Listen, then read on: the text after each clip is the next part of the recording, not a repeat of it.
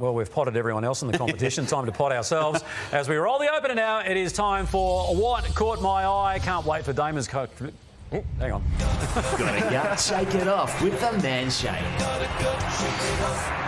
What I was saying was can't wait for Damo's contribution with this one. You're up first, I think. Am I? Oh, right, that's that one there. OK, I did have some others, but I've culled them because I didn't weren't happy with them? I weren't happy with them, and I'm not overly happy with this one either because I don't like reflecting on You've done a Luke Ball. Luke Ball used to say, oh, this isn't going to be funny.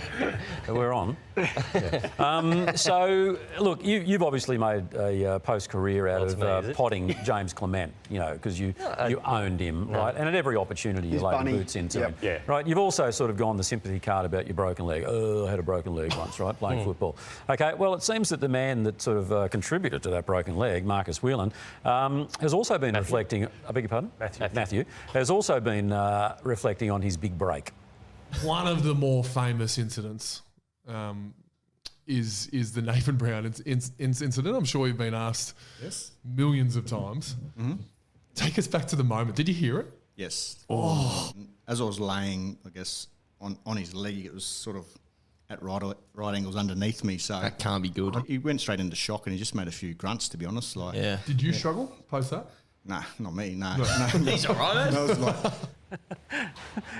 That's it. That's it, is it? Well, they're having a little chuckle there at the end. Got us away to a flyer. Eh? Pick us up, Browny. Let's get us back on track. Pick us up. Because, as you know, I work for a betting agency and there's a few people here that have gone to the dark side because there's an ad out. And we're putting not an ad, it is just there's a bit of acting here. And three of our... It's a massive day at the Journo Tribunal. First time, Damien Barrett fronted up to a charge of careless use of superlatives while breaking. What did go on in there will send shockwaves. So these are our through three the entire panellists. So industry. Damien Barrett, who was asked to do some acting, Kane Corns, and obviously TJ was involved. Have a look at this acting from Kane. Very, very serious. Very serious sort of man. Are you happy with that decision? I'm about as happy as Luke Beveridge in a room full of journos. Get that GoPro up my face. So there were some outtakes. So Actually, I thought the Sam McClure bit was the best bit in that. we'll get that. Made me feel a bit uncomfortable. So we'll get to that bit. But let's have a look at some of the outtakes and some of Kane's best work. Anything at all? It's very unlike you, Kane. Can't handle a tag, Kane. How many votes did you give Jack Ginnivan last week? Damo, anything to say? Damo's coordination here. Damo, if guilty... Thanks, Damo. All the best with it. Thanks, mate. So Damo, the tough guy. And then you asked about Sam McClure. He was involved too, which made us uncomfortable. No. Obviously, I'll be appealing. How Tom Brand gets off and I don't leaves more questions than answers, I think. Is my face blurred? So there you have it. A clear line in the sand moment for the AFL media today. And if you or someone you know has been affected by a dodgy journo, let us know in the comments below. Back to you, Chompers. Oh, no, this. No, seriously, I'm not copping a drive-by from a little nerd like that. Now, Brent, I've got a question for you. So we've got Barrett, McClure, Jones and Corns. Yep.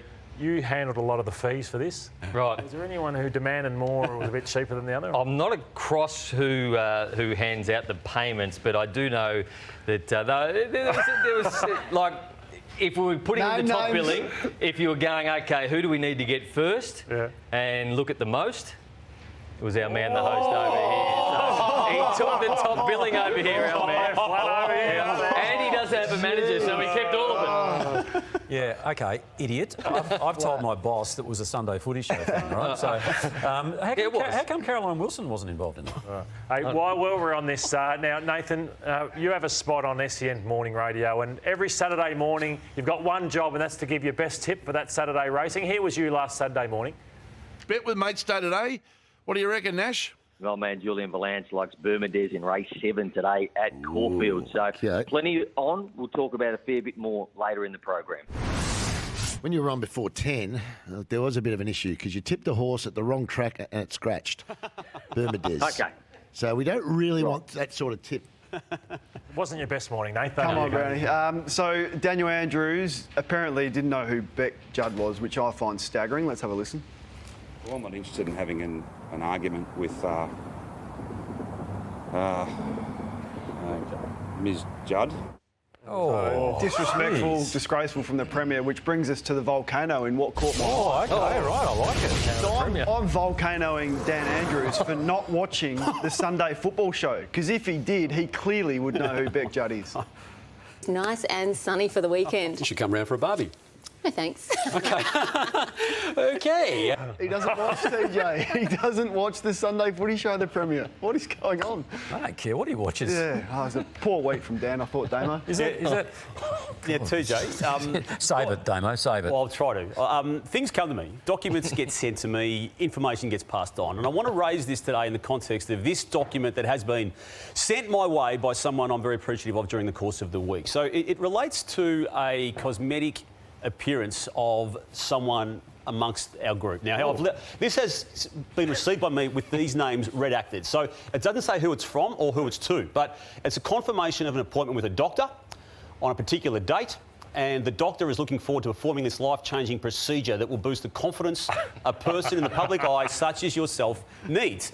So, TJ, I don't know who this is, but I've gone on a little investigative spree here. So I've had a look at Kane first up here, because he's a 39-year-old man, but looks older than his dad, who's 74. So we just have a look at there. Now, Kane, you are older than your dad on my belief. So it could be you. It could be you. It's not, but it could be. It could be you. Oh, this is like the celebrity get me out of here. It could be you. It could be you. We're going to get a camera on our next man along the line here, and we just have a...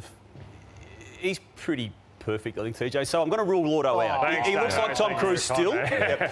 But we do get along now to Nathan Brown. And we've just got a still shot here of Nathan Brown on the Footy Show over the years, and that's what he normally looks like.